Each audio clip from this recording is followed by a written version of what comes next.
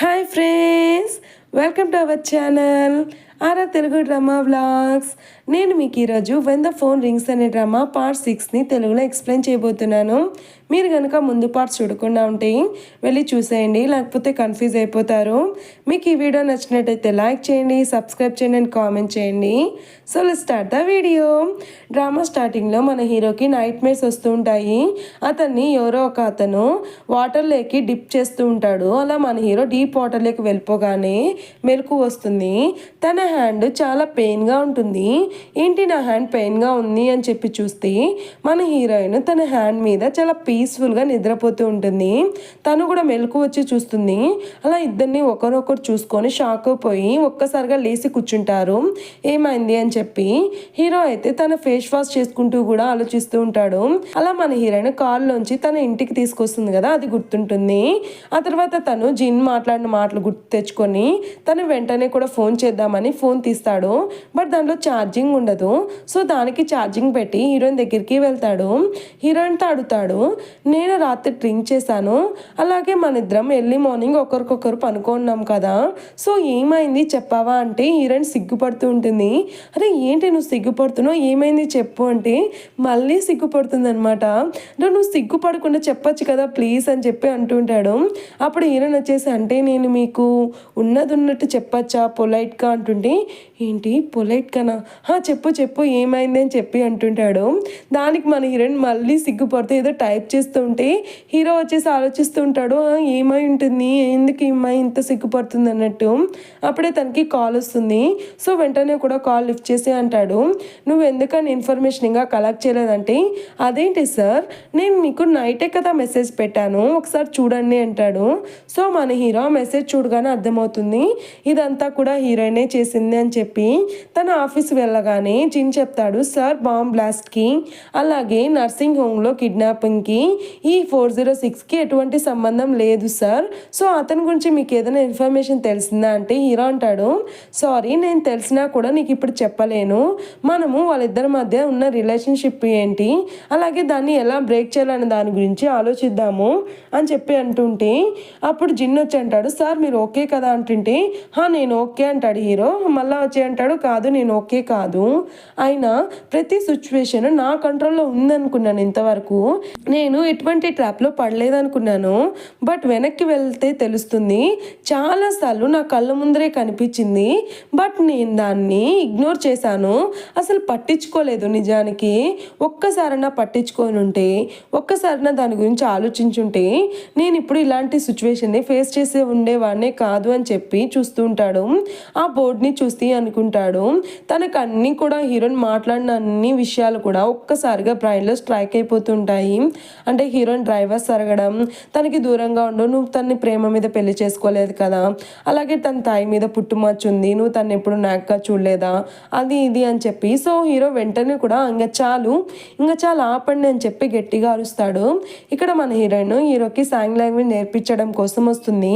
Hero వచ్చేసి అంటాడు, క్షమాపణ అడగడాన్ని ఎలా చేయాలి సైన్ లాంగ్వేజ్లో అని చెప్పి మన హీరోయిన్ కూడా చూపిస్తూ ఉంటుంది. బట్ మన హీరోకి మూడు ఉండక సర్లే ఇంకా చాలు అని చెప్పి వెళ్ళిపోతాడు.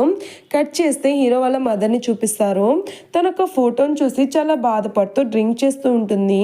అప్పుడే తన హస్బెండ్ వచ్చి అంటాడు, చూడు హీరోయిన్ వాళ్ళ స్టెప్ సిస్టర్ వచ్చిందంట, సో నువ్వు తనతో మాట్లాడంటే ఎందుకు మాట్లాడాలంటుంది, ఎందుకేంటి తను మన విషయాల్లో కలగ చేసుకోవద్దని చెప్పి ప్రాబ్లమ్స్ క్రియేట్ చేయదని చెప్పి, అలాగే ఏంటి నువ్వు డ్రింక్ చేస్తున్నావా అంటే అవును, ఇలాంటి ఒక రోజు నేను డ్రింక్ చేయకూడదా అని చెప్పి తను అంటుంది. ఇలాంటి ఒక రోజా ఏంటి ఏదంటే, అవును ఈ రోజునే నువ్వు గుర్తు పెట్టుకోకూడదని మీ నాన్న చెప్పిన రోజు, గుర్తు పెట్టుకోవాలి అయినా గుర్తు పెట్టుకోవాలనుకున్నా గుర్తుంచుకోలేను ఒక రోజు అని చెప్పి అంటుంటుంది. అది విన్న అతను అంటాడు, అయితే ఏంటి ఇప్పుడు నువ్వు గిల్ట్ ఫీల్ అవుతున్నావా, ఈ కొద్ది గిల్ట్తో నువ్వు అన్నీ మర్చిపోతావా, 20 years నుంచి మనం ఫీల్ అయింది ఏంటి అని చెప్పి అంటుంటాడు. అంటుంటాడు. ఏంటి అంటే మన ఫ్రీడమ్ని మనం కోల్పోయామని చెప్పి అంటుంటాడు. ఇప్పుడు మనకు 20 years బ్యాక్ చూపిస్తారు. హీరో వాళ్ళ మదరు ఒక రూమ్లోకి వెళ్ళగానే అక్కడ ఉన్న ఫిష్ ట్యాంక్లో ఫిషెస్ అన్ని చనిపోయి ఉంటాయి. ఎవరో కత్తితో పొడిచేసి ఉంటారు.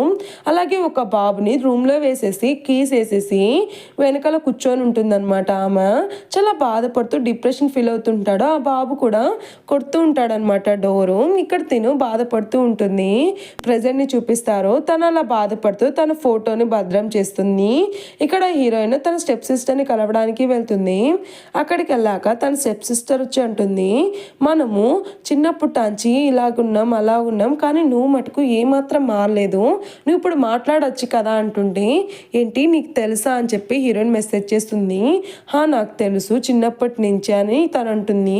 సో హీరోయిన్కి కోపం వచ్చి అక్కడి నుంచి వెళ్ళిపోతుంటే తన స్టెప్ సిస్టర్ అంటుంది, చూడు నేను చేసింది తప్పే నీ విషయంలో, నేను ఒంటరిగా ఫీల్ అవ్వాలనుకోవడం లేదు, నాలాగే నువ్వు ఫీల్ అవ్వాలని నేను అనుకున్నాను, ప్లీజ్ సారీ అని చెప్పి అంటుంది. అప్పుడు హీరోయిన్ వచ్చేసి అంటుంది, అయితే ఏంటి ఇప్పుడు నువ్వు చెప్తే నేను మాట్లాడాలా, నువ్వు ఏ చెప్తే నేను అది చేయాలా, నాకు నచ్చినప్పుడు నేను మాట్లాడతాను, నాకు నచ్చినప్పుడు అని నేను చేస్తాను, ఇప్పుడు నేను చెప్పేది నీకు అర్థం అయ్యిండకపోవచ్చు, బట్ నేను చెప్పాలనుకున్నది ఖచ్చితంగా చెప్పేస్తానని చెప్పి అక్కడి నుంచి వెళ్ళిపోతుంది.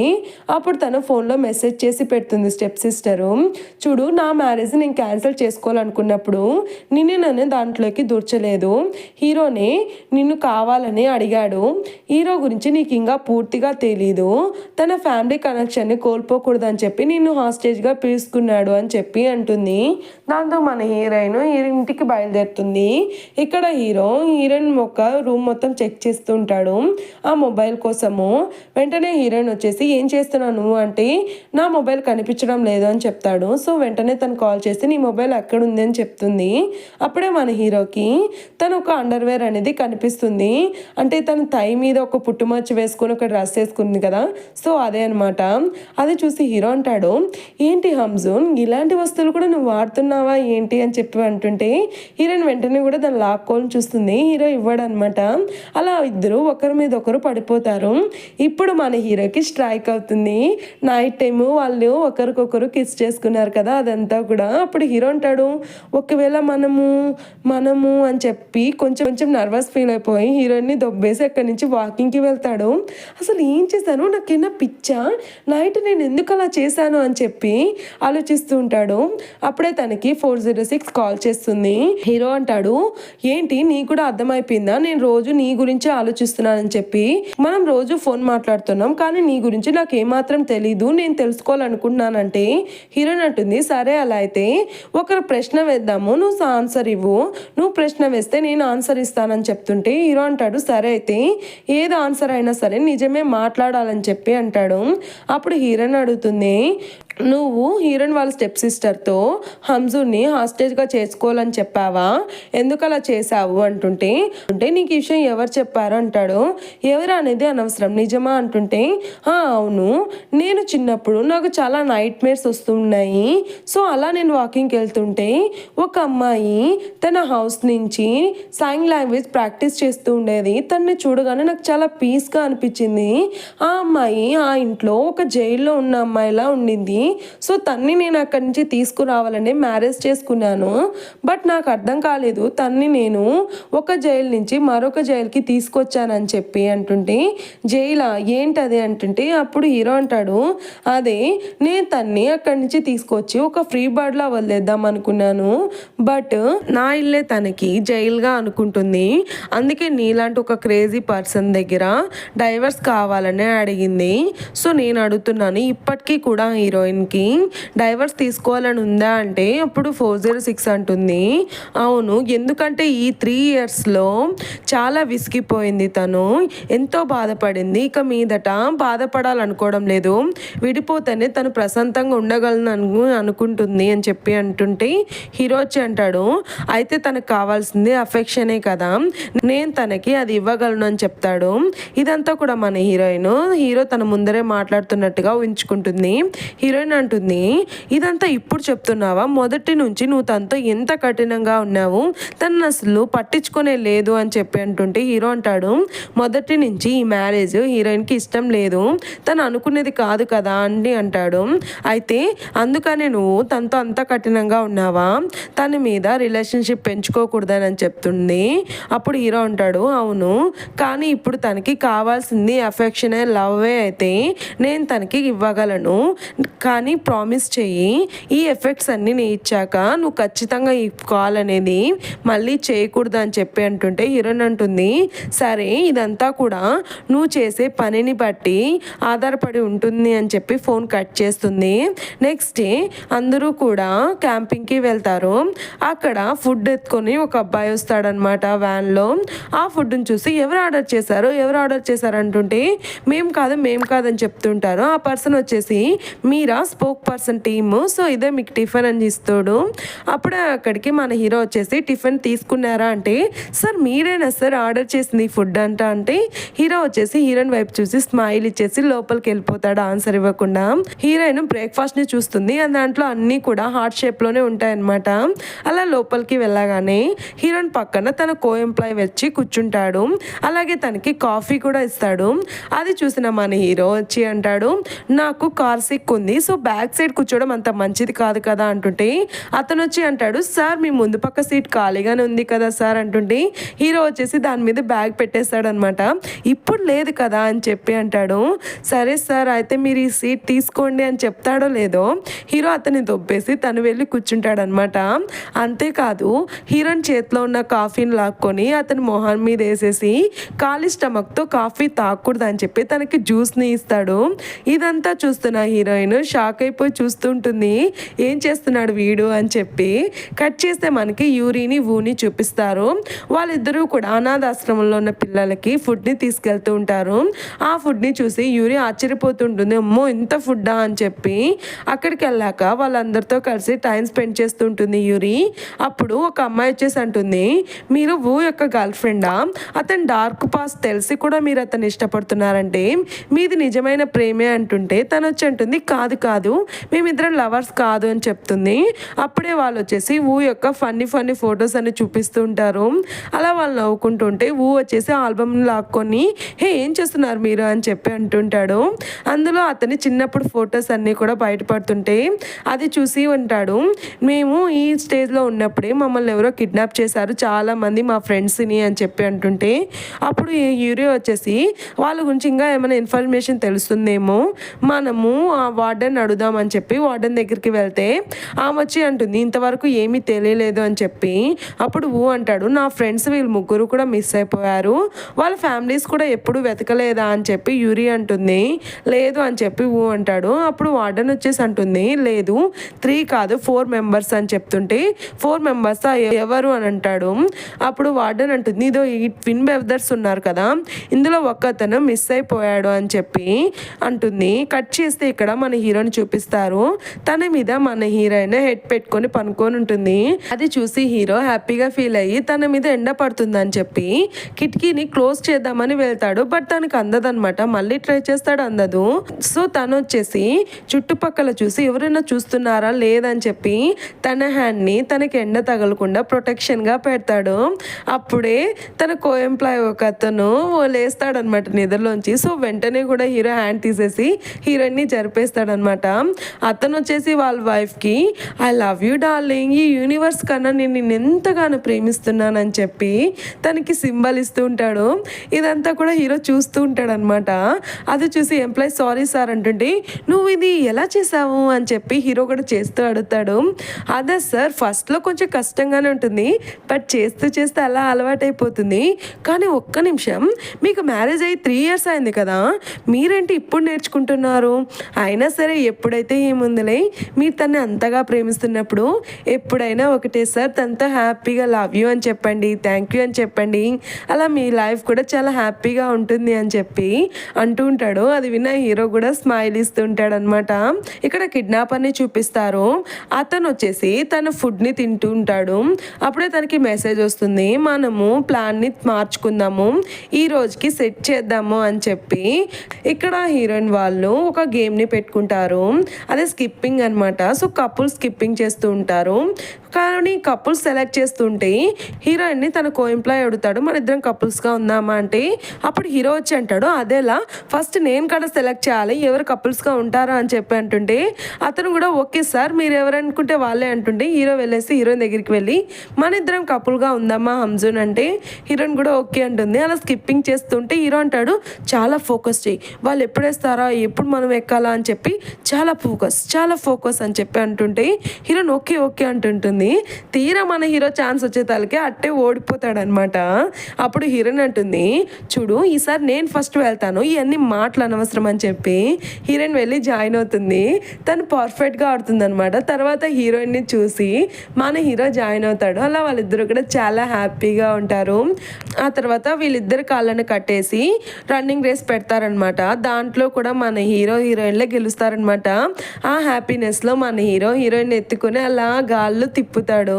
సో వాళ్ళంతా ఆశ్చర్యపోతూ ఉంటారు ఎంప్లాయీస్, ఏంటి హీరో ఇలా అమ్మాయిని గాల్లో తిప్పుతున్నాడు అని చెప్పి ఆశ్చర్యపోతూ చూస్తుంటారు.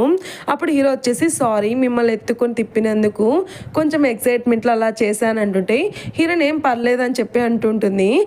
అప్పుడు తన కో ఎంప్లాయీ అంటాడు, సార్ గెలిచిన వాళ్ళకి నచ్చిన గిఫ్ట్ ఇద్దామని చెప్పారు కదా, మీకు ఏ గిఫ్ట్ కావాలి సార్ అంటే హీరో వచ్చేసి తన కో ఎంప్లాయీ తన వైఫ్తో దిగిన ఫోటోని గుర్తు తెచ్చుకొని సేమ్ అలాగే ఒక ఫోటోని తీయమని అడుగుతాడు. వాడు వచ్చి అడుగుతాడు, సార్ అదేంటి ఎంతో మీట్ ఫుడ్ అంతా ఉంది కదా ఎందుకు ఈ ఫోటోని అంటే లేదు నాకు ఈ ఫోటోనే కావాలని చెప్పి ఫోటో తీసుకుంటుంటాడు. అది హార్ట్ షేప్ పెట్టి తలక లాలించి అలా చేయమంటుంటే మన హీరో కూడా అలాగే చేస్తుంటాడు. చూసారా వాళ్ళిద్దరు ఎంత క్యూట్గా ఉన్నారు. ఇదంతా చూసి మన హీరోయిన్ ఆశ్చర్యం మీద ఆశ్చర్యపోతూ ఉంటుంది. వాళ్ళంతా కూడా కొండల పైకి వెళ్తూ ఉంటారు. వాళ్ళు వెళ్తూ ఉంటే వీళ్ళు అనుకుంటారు టీం మెంబర్స్, వాళ్ళిద్దరు ఎంత చురుకు కదా, సీయున్ హంజున్ జిన్ ఎంత ఫాస్ట్ వెళ్తున్నారంటుంటే నాకెందుకు సీయున్కి హంజున్కి కెమిస్ట్రీ ఉందనిపిస్తుందని ఒక ఎంప్లాయ్ ఉంటుంది. అప్పుడు హీరో ఫ్రెండ్ వచ్చేసి అంటాడు, ఏం కాదు అతను పెళ్ళైన అబ్బాయి మీరు ఎలా అంటారు అని చెప్పి గట్టిగా అరుస్తుంటే వామ్మో నువ్వు నన్ను భయపెట్టేస్తున్నావురా స్వామి కొంచెం నిజానంగా చెప్పచ్చు కదా అదేదో అని వీళ్ళు అంటుంటారు. ఇక్కడ హీరోయిన్లు వెళ్తూ ఉంటే హీరోయిన్ అలసిపోతుందని హీరో తన కోట్ని తనకి ఇస్తాడనమాట. అలా వాళ్ళు ముందుకు వెళ్తూ ఉంటే లాస్ట్కి తన ప్లేస్కి చేరుకుంటారు. పెద్ద బ్రిడ్జి వస్తుంది చిన్న టైప్లో, అక్కడంతా కూర్చొని ఫొటోస్ తీసుకుంటూ ఉంటారు. ఆ ఫొటోస్ తీసుకుంటూ ఉంటే వేరే వాళ్ళు కూడా వస్తారు కదా అక్కడ క్యాంపింగ్కి, వాళ్ళంతా కూడా మన సీయుని చూసి వావ్ సీయున్ అని చెప్పి వాళ్ళందరితో కలిసి ఫొటోస్ తీసుకోవాలని దగ్గరగా వెళ్తుంటారు. అలా వెళ్తూ ఉండడంలో మన హీరోని ఎవరో ఆ పై నుంచి కిందికి తోసేస్తారనమాట. అసలు ఏమైంది అని చెప్పి హీరో వచ్చి అంటే హంజున్ కింద పడిపోయింది అని చెప్పగానే మన హీరో చాలా టెన్షన్ అయిపోయి హంజూన్ అని చెప్పి అరుస్తాడు. అలా అంతా వెతుకుతూ ఉంటాడు. తనంటాడు కింద ఒక చెట్టు విరిగిపోయింది, సో తన మీద నుంచి తను సేఫ్గా కింద పడి ఉండొచ్చు, సో వెంటనే పిలిపించండి అని చెప్పి పోలీసులను అందరినీ పిలిపించి మొత్తం సర్చ్ చేపిస్తుంటాడు. కట్ చేస్తే ఇక్కడ హీరోయిన్ని చూపిస్తారు. తను ఒక ప్లేస్లో పనుకొని ఉంటుంది. మెలకు రాగానే తనకి ఏదో డ్యామేజ్ అయినట్టుంది బ్యాక్ సైడ్, సో కొంచెం తన పెయిన్ ఫీల్ అయిపోతూ ఉంటుంది. తన ఫోన్ని చేసి ఫోన్ చేద్దాం అనుకుంటే తన ఫోన్ అసలు పనిచేసి ఉండదు అనమాట. సో కిడ్నాపర్ ఫోన్ని ఓపెన్ చేసి పోలీస్కి కాల్ చేద్దామని చూస్తుంది. బట్ ఆ నెంబర్ అనేది ఏ ఫోన్కి పోదు. ఫ్లాష్ బ్యాక్లో కిడ్నాపర్ చెప్పుంటాడు ఈ ఫోను సీఎన్కి తప్ప మరొక ఏ నెంబర్కి కూడా కాల్ చేయలేదని చెప్పి. సో హీరోయిన్ ఎంత పిచ్చినా కొడుకు ఇలా ఎందుకు పెట్టాడు ఏడు అని చెప్పి టెన్షన్ ఫీల్ అవుతుంటే ఇక్కడ హీరోకి అందరూ కాల్ చేసి సార్ సీసీటీవీ వీడియోస్లో కూడా ఏం సరిగ్గా రికార్డ్ కాలేదు అది ఇదని చెప్తుంటే హీరో వచ్చేసి ఫోన్నే చూస్తుంటే ఏంటి సార్ ఫోన్ చూస్తున్నారంటే ఏం లేదు నేను కాల్ కోసం వెయిట్ చేస్తున్నాను అంటాడు. ఇక్కడ హీరోయిన్ తన ఫోన్ తీసుకొని ఇప్పుడు నేను ఫోన్ చేస్తే నిజం తెలిసిపోతుందేమో కదా ముందే చెప్పాల్సింది, తను నన్ను క్షమిస్తాడో లేదో అని చెప్పి ఆలోచిస్తూ తనకి కాల్ చేస్తుంది. ఇక్కడ హీరో ఎత్తేసి హంజూన్ ఎలా ఉన్నావు అంటే కాదు 406 ఎలా ఉంది హంజూన్ అంటుంటే అప్పుడు హీరోయిన్ అనుకుంటుంది ఏంటి మేమిద్దరం ఒకే చోట ఉన్నానని అతను అనుకుంటున్నాడా అని చెప్పి. అప్పుడు అతను అంటుంది నువ్వే అడిగావు కదా హంజూన్ శవాన్ని నాకు పంపిమని చెప్పి, సో అందుకని నీకు కాల్ చేశాను, వెంటనే వచ్చి తన్ని తీసుకెళ్ళు అని అంటుంది. అప్పుడు హీరో వచ్చేసి అవును కావాలన్నాను ఎక్కడున్నారు చెప్పండి ప్లీజ్ అని చెప్పి హీరో అంటుంటాడు. ఎక్కడున్నానో నాకే తెలియదురా స్వామి అని చెప్పి 406 అంటుంటే అప్పుడు హీరో అంటాడు నేను హంజూన్ యొక్క బ్యాగ్లో మెడికల్ కిట్ పెట్టాను, ఫైర్ లైట్ కూడా పెట్టాను, దాన్ని ఫైర్ చేయండి చేయండి. సో మీరు ఎక్కడున్నారనేది నాకు తెలుస్తుంది, ప్లీజ్ ఎక్కడున్నారో చెప్పండి అంటుంటే మన హీరోయిన్ నిదానంగా తను తీసుకుంటూ ఉంటుంది. హీరో వచ్చేసి ఏంటి మాట్లాడడం లేదు, ఈ 406 ఉన్నారా లేదా అని టెన్షన్ అవుతుంటే నేను ఇక్కడ ఉన్నాను అని చెప్పి తనకి ఫైర్ గన్ చేస్తుంది అనమాట.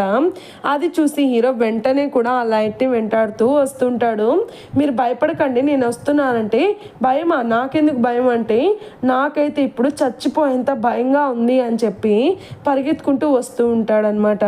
సో ఫ్రెండ్స్, నెక్స్ట్ వీడియోలో మన హీరోయిన్ని రీచ్ అవుతాడా లేదా, అసలు ఏం జరగబోతుంది అనేది చూసేద్దాం. మీకు ఈ వీడియో నచ్చినట్టయితే లైక్ చేయండి, సబ్స్క్రైబ్ చేయండి అండ్ కామెంట్ చేయండి, షేర్ చేయడం అస్సలు మర్చిపోవద్దు. Thanks for watching. Bye friends.